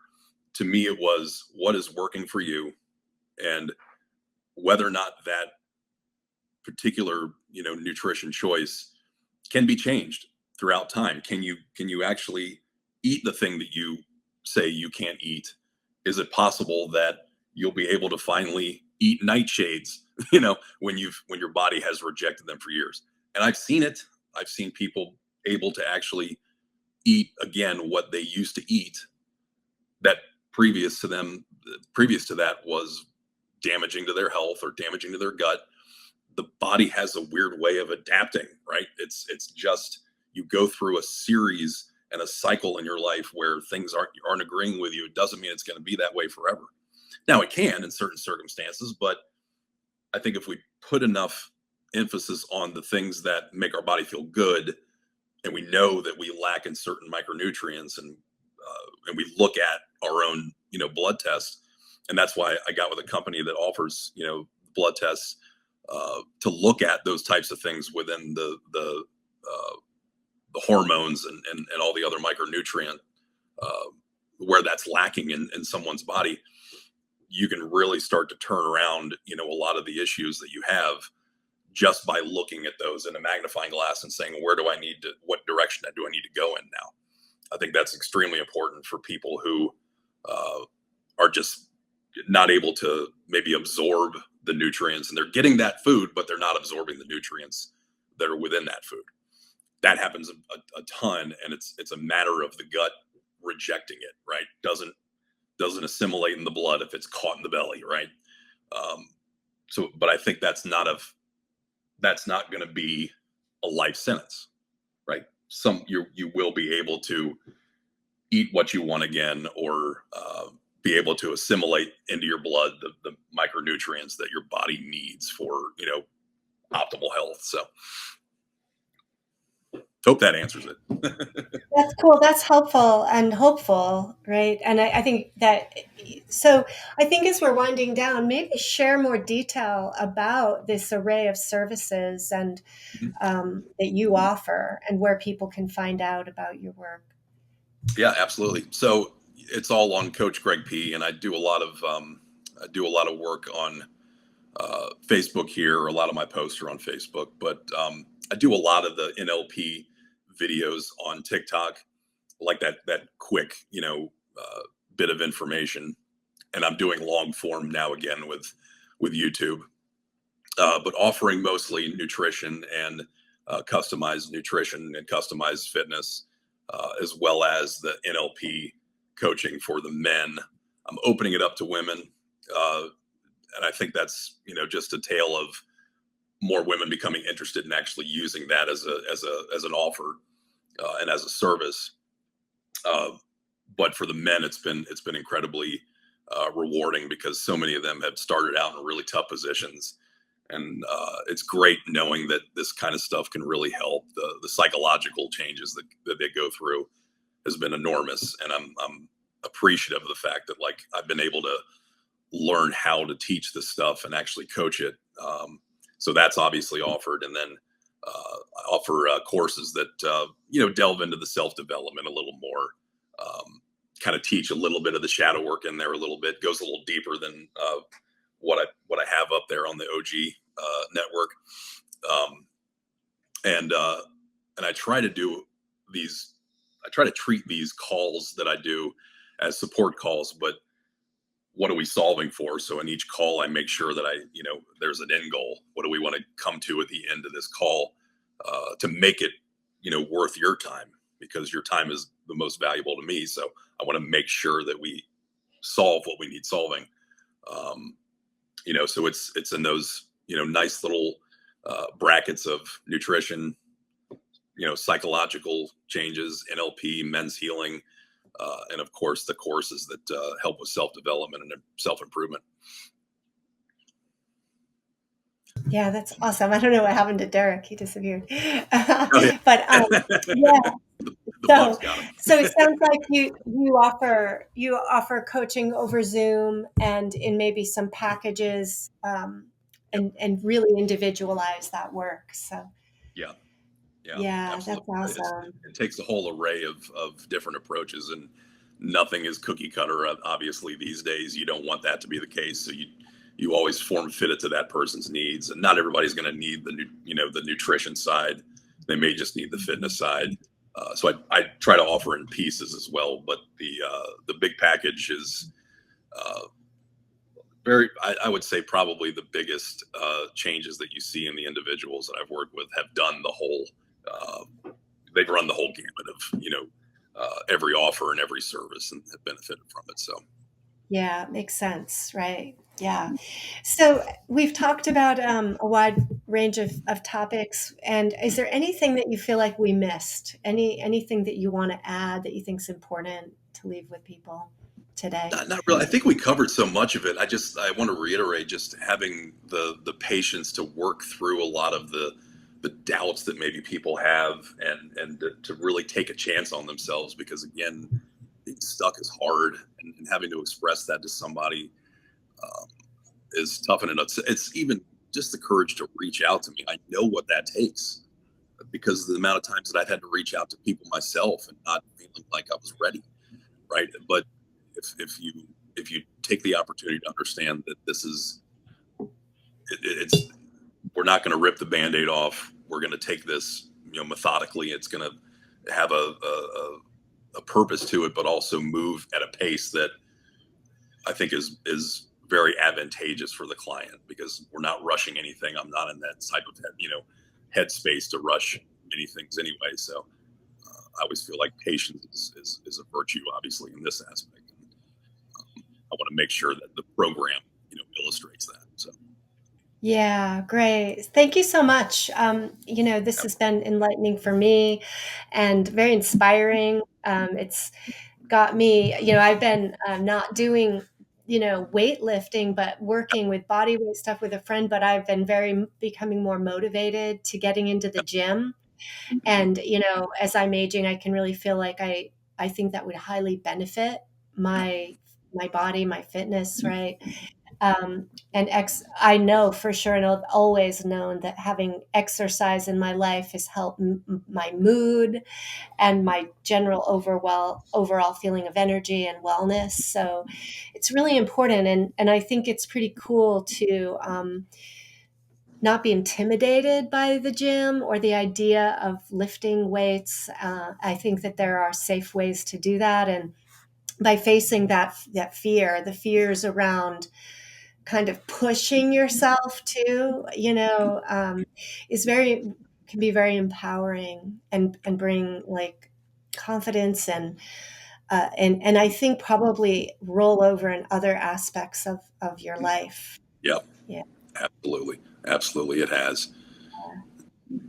Yeah. So thank you so much, Greg, for being here on Dissolving the Divide. And encourage our listeners to look up your information and reach out to you and get consultation on this pretty confusing area, of study. Yeah, absolutely. And thank you for having me. Both you guys were great. And, it's wonderful to be able to talk about this stuff in long form like this. I never get the chance to, so I really appreciate it.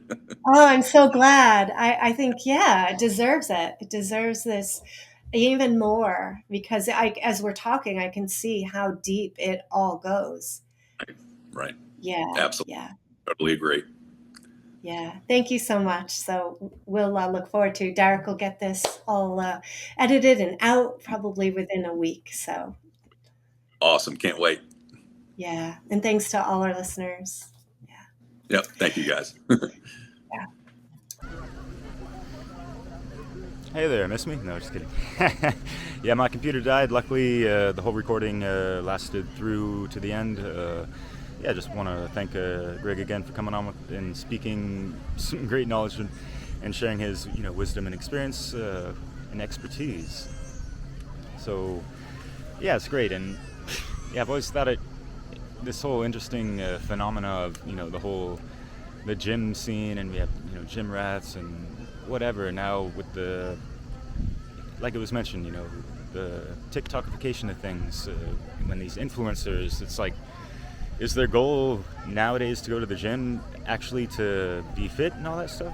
So anyways, there's a lot of mindfulness we can consider when, even observing, the silliness of it all. And I'm going to throw in a couple silly videos at the end because, it just personifies, these extreme polarities. And it doesn't really give a whole lot of leeway for, what's in between and how we can, kind of really solve it to end this crap,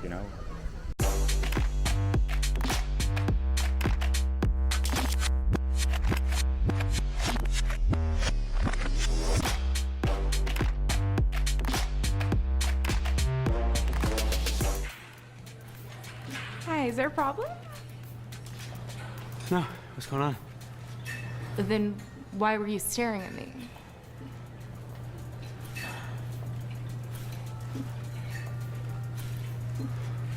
I'm sorry? It's all on video, sir. Ma'am, I was working out, minding my own business. Now you're filming we me? got it all on film. I would stay off Twitter for like a couple weeks if I were you. What? You were filming me too? Piggy. Get in your pig pen, little piggy. I'm a pig now for re-racking my weights and minding my own business. Were you staring at me? Gyms are are so unnerving.